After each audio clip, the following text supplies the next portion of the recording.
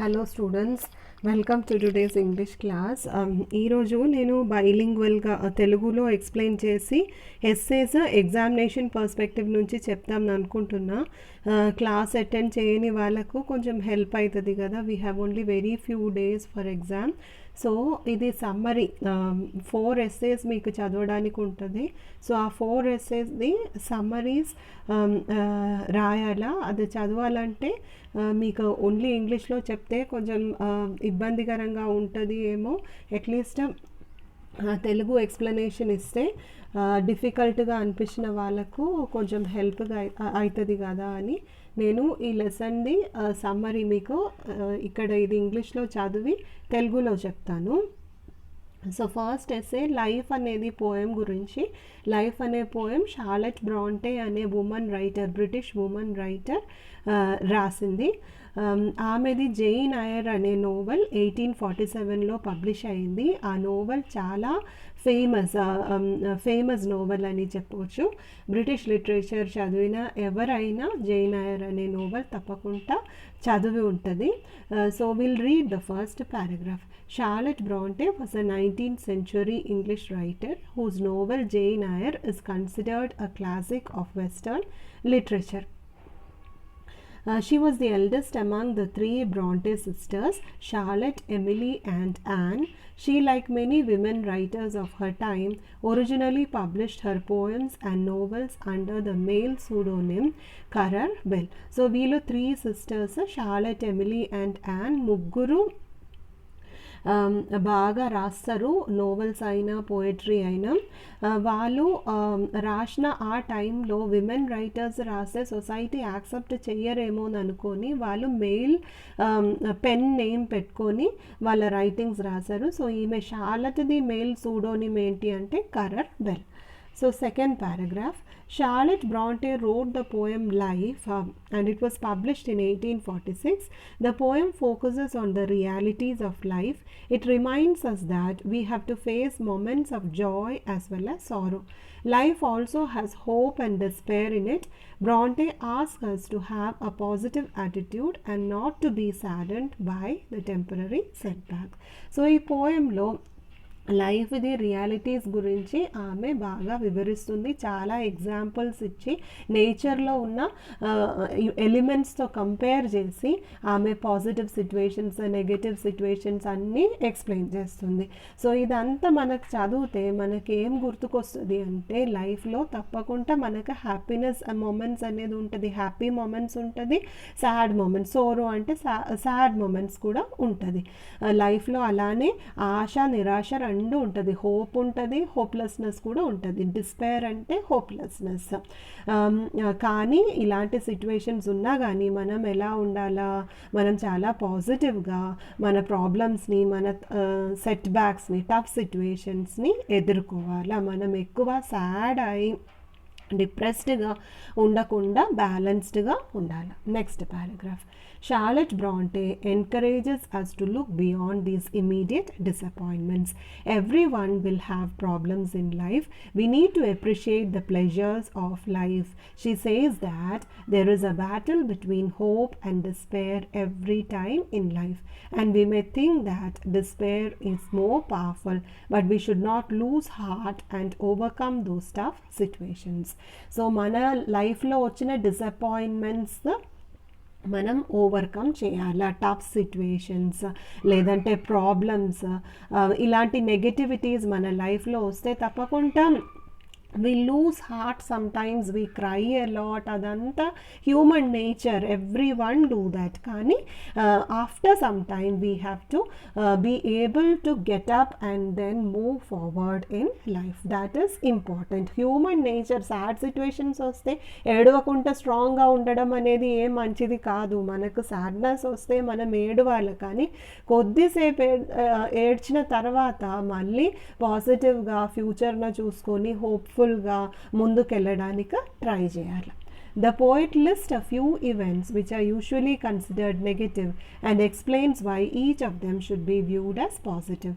For example, the poem starts with, "Life is not a dream so dark as sages say. Life may appear to be a complete illusion continuously running towards in existent pleasure.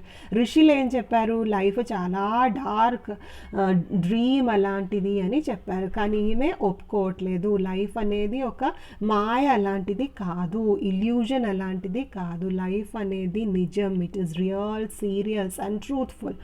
In this poem, Bronte uses the word rain for unhappiness. వర్షం ఆమె సాడ్నెస్తో compare చేస్తుంది.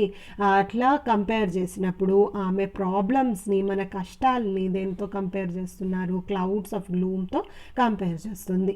The poet builds on this imagery and says roses Bloom after the shower. In other words, sad times make a stronger and brighter.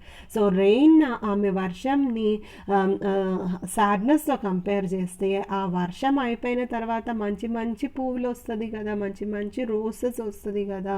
So దానికి కూడా ఒక positivity అనేది ఉంటుంది. వర్షం ఉంటే మాత్రమే మనకు ఫార్మింగ్ నడుస్తుంది, వెజిటేషన్ అనేది ఉంటుంది. So everything has a negative side and a positive side.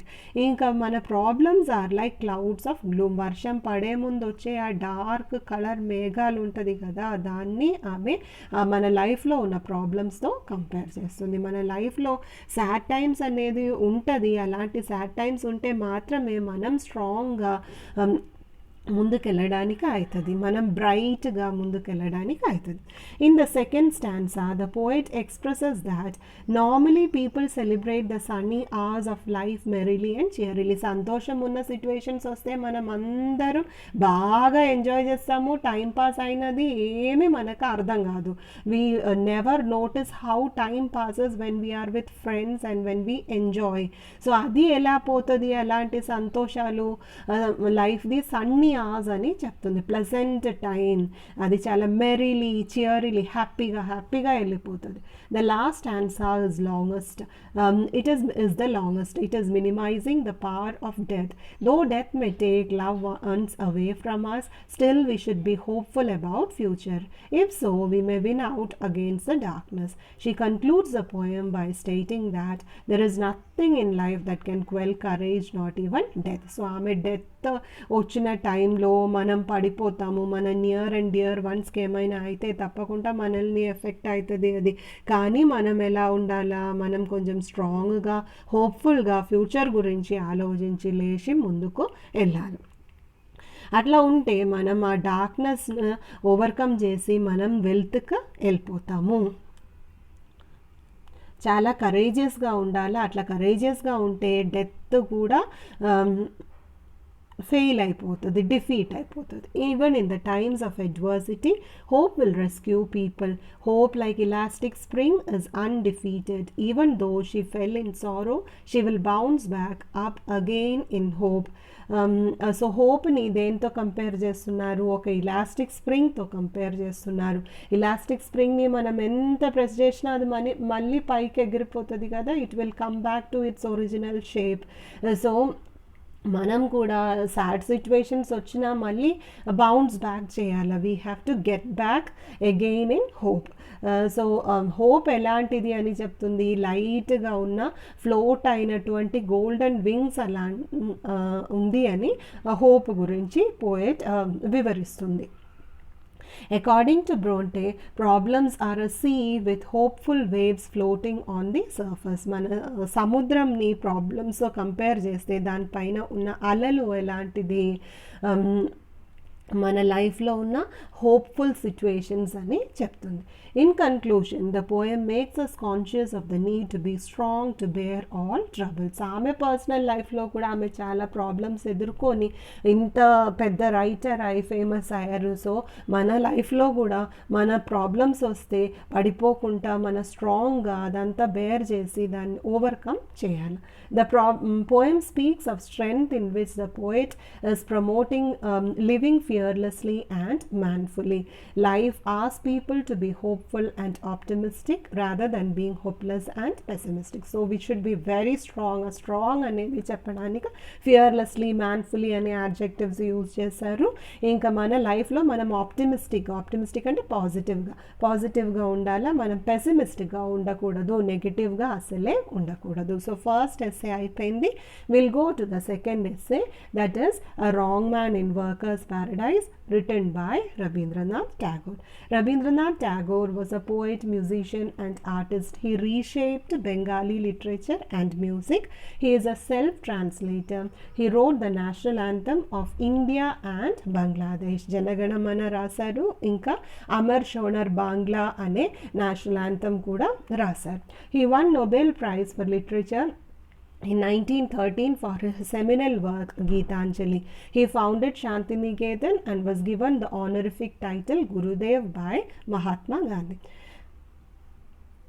A Wrong Man in the Workers' Paradise is a short story written by Rabindranath Tagore.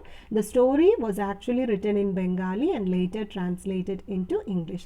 A story చదవడానికి చాలా సింపుల్గా ఉంటుంది, బాగుంటుంది, and it follows the principle art for art's sake. The story talks about a man who spent the whole of his life doing meaningless work. He did not believe in utility.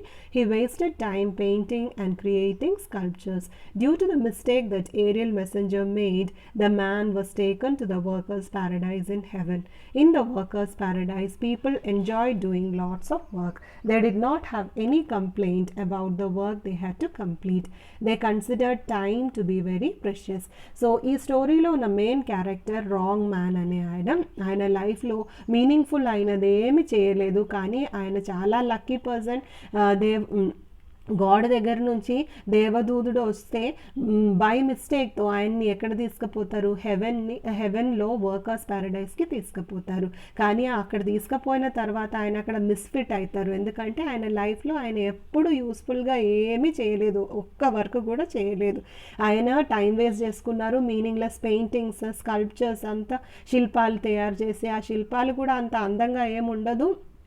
ఆయన happiness కోసం ఆయన చేస్తున్నారు. దానికి ఒక social purpose అనేది లేదు, society కోసం ఏం చేయట్లేదు.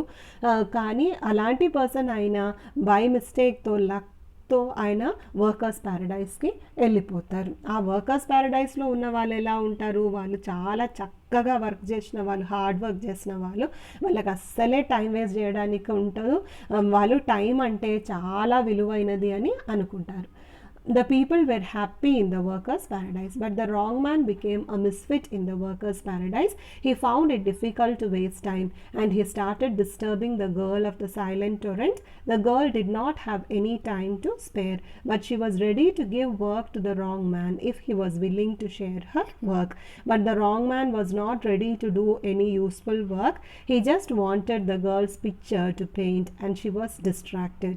She began to waste time looking at the paintings. She sat alone and wasted time examining the details of the meaningless painting. The next time, the wrong man took the girl's hairband to paint. So, ఆయన అక్కడ workers ప్యారడైస్కి వెళ్ళిన తర్వాత అక్కడ girl of silent టారెంట్ని కలుస్తుంది. So ఆమె full బిజీగా ఉంటుంది. ఆమె వర్క్ ఏంటి అంటే ఆమె దగ్గర ఒక పిక్చర్ ఉంటుంది. పిక్చర్ అంటే కుండ, పాట్. ఆ పాట్లో ఆమె వాటర్ నింపి పెట్టాలా.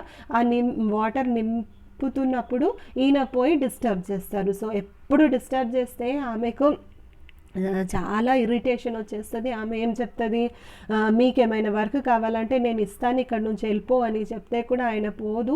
ఆయన ఏం అడుగుతారు, నీ దగ్గర కుండ ఉంది కదా, అదొకటి నాకు ఇస్తే నేను దానిపైన మంచి పెయింటింగ్ చేసి నీకు ఇస్తాను అని చెప్తాడు. చాలాసారి డిస్టర్బ్ చేస్తే ఆమె అది ఇచ్చేస్తుంది.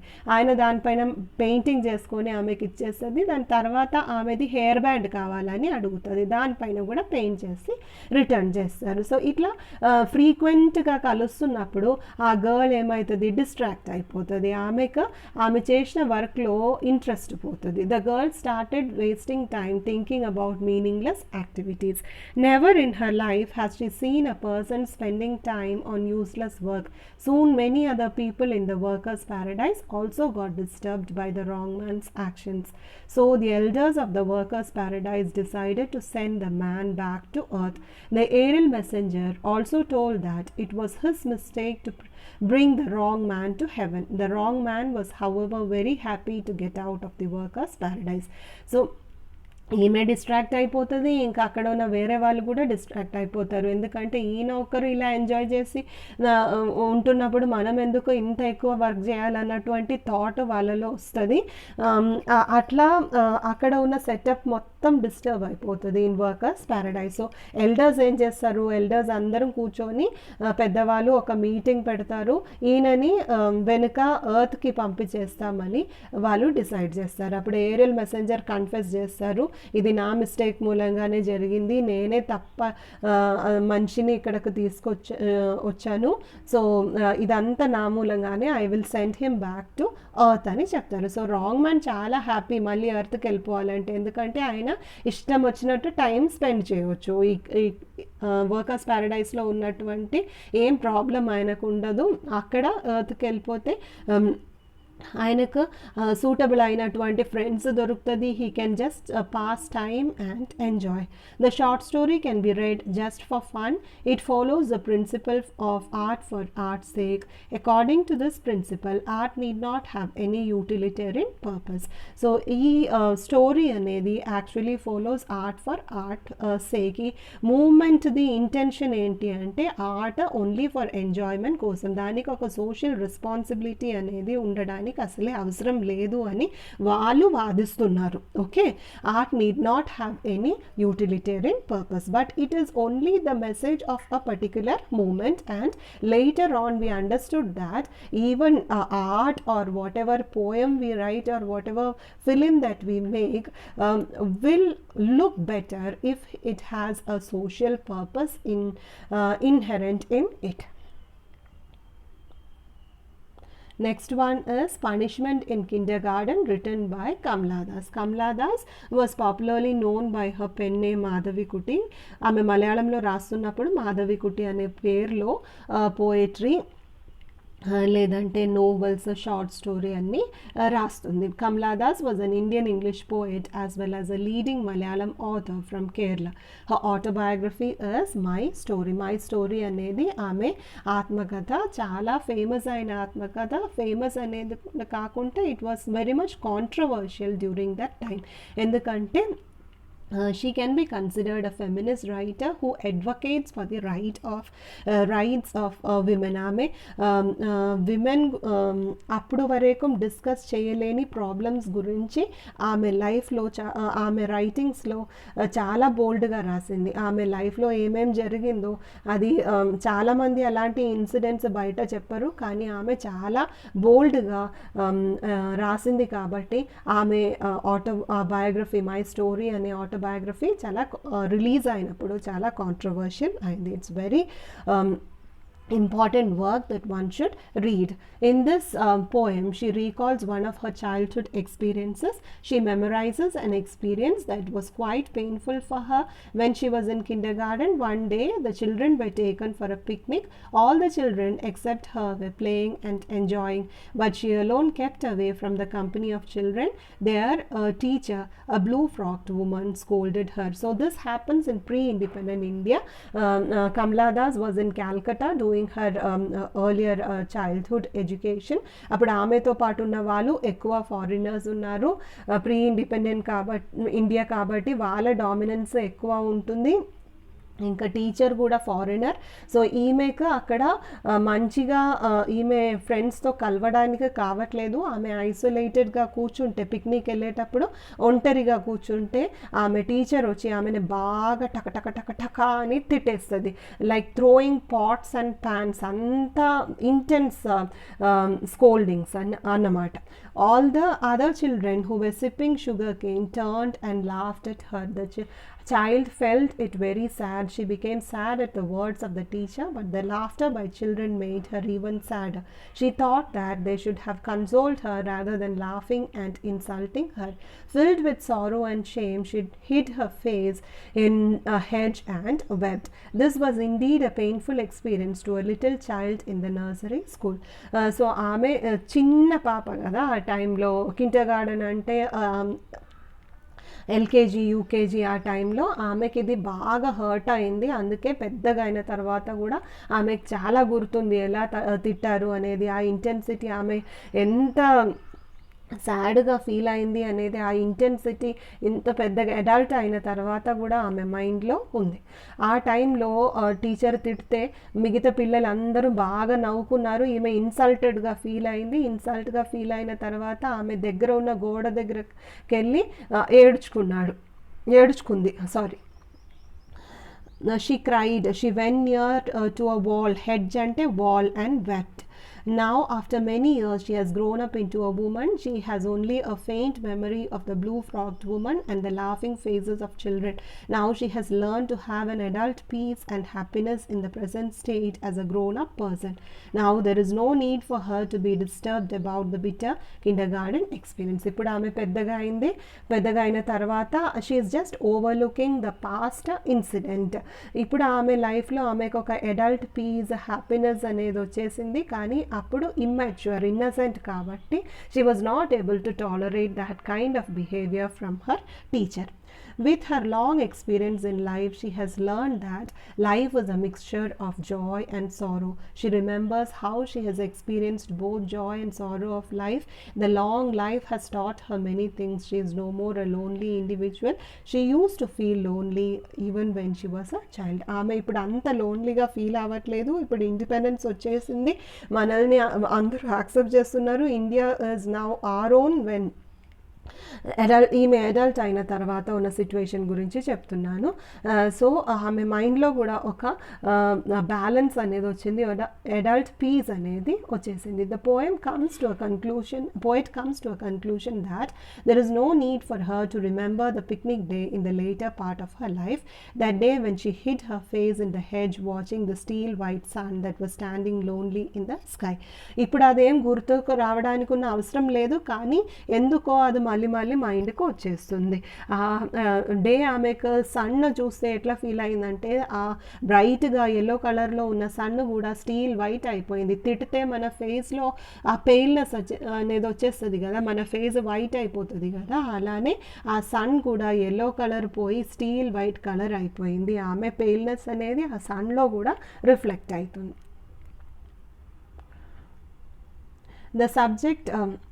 The subject matter of the poem has two parts, the first of which is the description of the painful experience of the kindergarten days. Second is about the woman's attitude to that childhood incident in the present. Now she is no more a child, she has become strong and can overcome any problem in life. So mottam poem analyze cheste it has two parts, first part about her childhood and second about the adult days.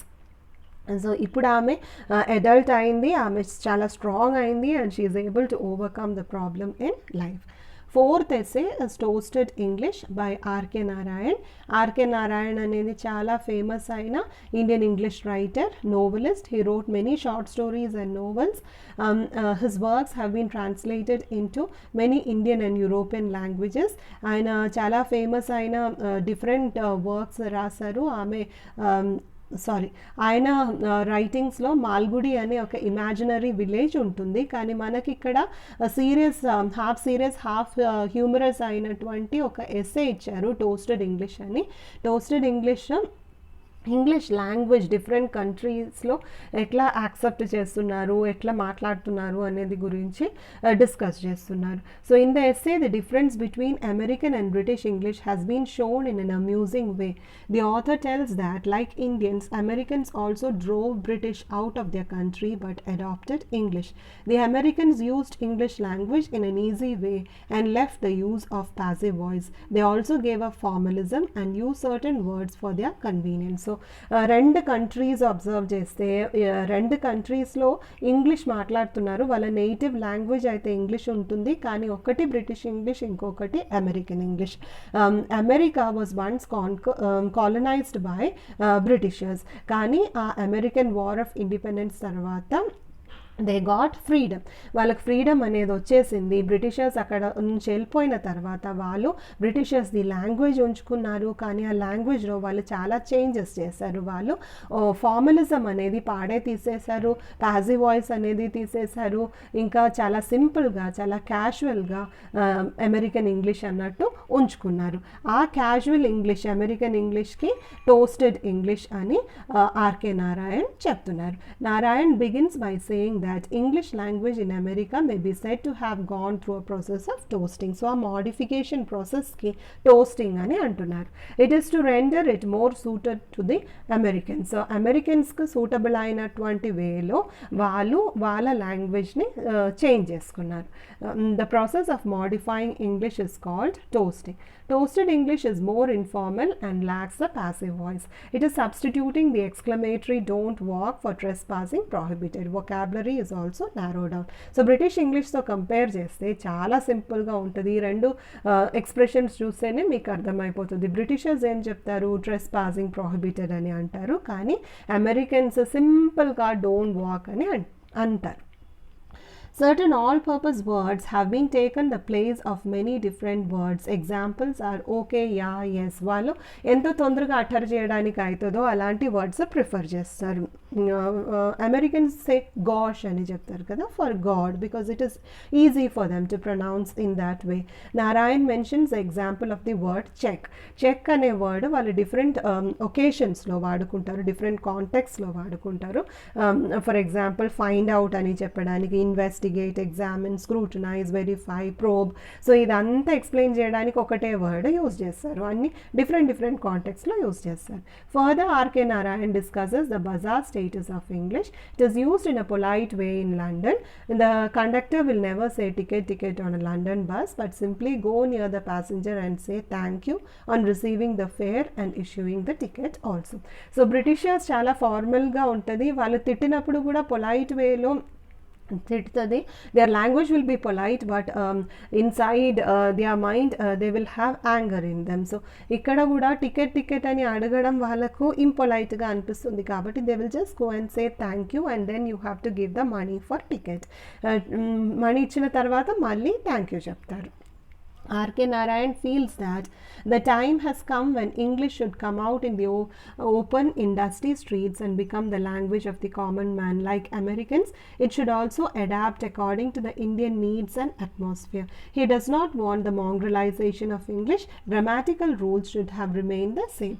So Indians ki oka Indian brand of English anedi kavala, Bharat brand of English anedi చెప్తున్నారు. So అట్లా change చేసేటప్పుడు కూడా mongrelization అనేది అసలే ఉండకూడదు. మనం ఆ రూల్స్ని అసలే నాశనం చేయకూడదు. గ్రామాటికల్ రూల్స్ అనేది అట్లనే ఉంచుకోవాలా. The author wants the Indian English to have its own identity, that is the swadeshi stamp. Narayan ends by wondering whether it is time for Bharat brand of English which will accommodate Indian needs as toasted English does in America. మన Indian ఇంగ్లీష్కి కొన్ని specific vocabulary usages అన్నీ ఉంటుంది కదా. If we take the example of chutney, మనం చట్నీ అనేది మన లాంగ్వేజెస్లో చెప్తాము, కానీ వీ రైట్ ఇట్ CHUTNEY అని రాస్తాము. ఇంకా ఆక్స్ఫర్డ్ డిక్షనరీలో చూస్తే you can find the word. Same with the expression like అయ్యో అనేది మన నేటివ్ లాంగ్వేజ్లో ఉన్న ఎక్స్ప్రెషన్, కానీ it is there in the dictionary, English dictionary. So the use of the word toast is to mean adapt to local requirements. Local requirements ni batti language na change chestunna aa process ki toasting ani cheptunnaru. So it is precisely the type of flexibility that he suggests. So that is why the title Toasted English is most suitable for this prose. Okay, that's all about these 4 essays. Study well, write the exams properly. Thank you.